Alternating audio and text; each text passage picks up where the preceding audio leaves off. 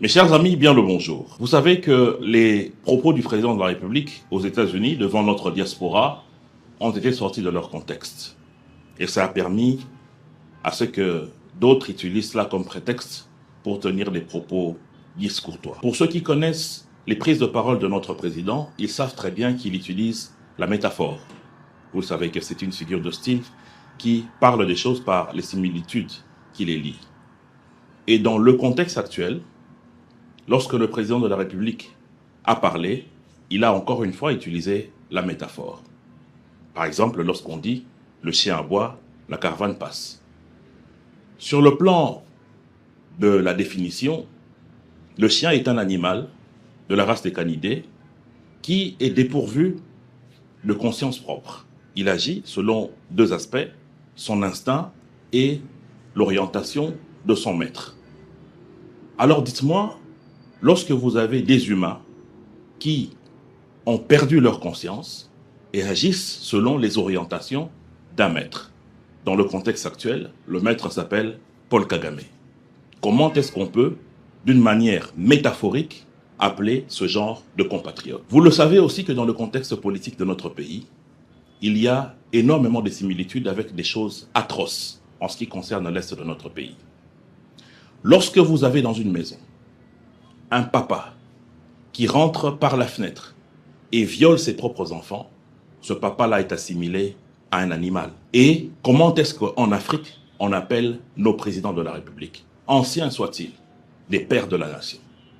Mais lorsque vous avez un père de la nation qui, sur ordre d'un maître étranger qui s'appelle Paul Kagame, et qui prend les armes pour tuer ses propres enfants, c'est similitude au viol. Les crimes ne sont jamais admis dans le monde entier.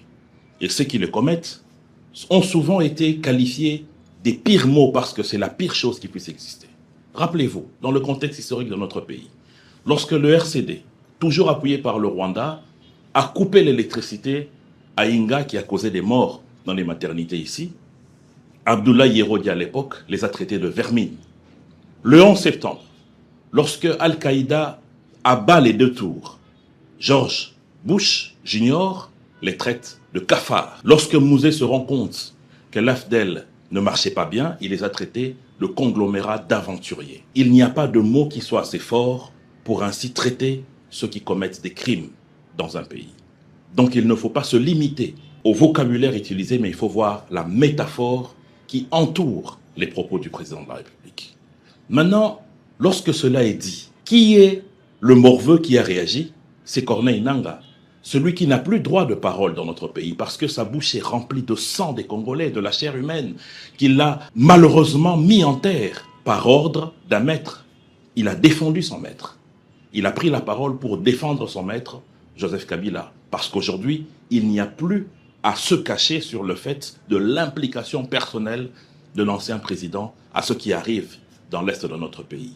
Et le maître à pensée global de tout cela, c'est Paul Kagame.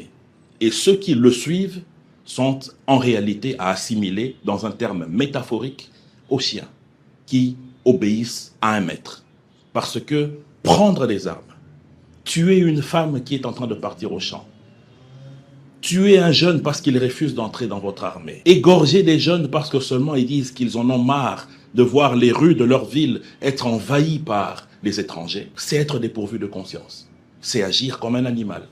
Et sur le plan métaphorique, il n'y a pas de terme aussi sévère que l'on puisse utiliser contre ce genre d'individu. Maintenant, dites-moi, quel est le terme métaphorique à utiliser envers Corneille Nangaa qui a réagi pour défendre son maître? Merci.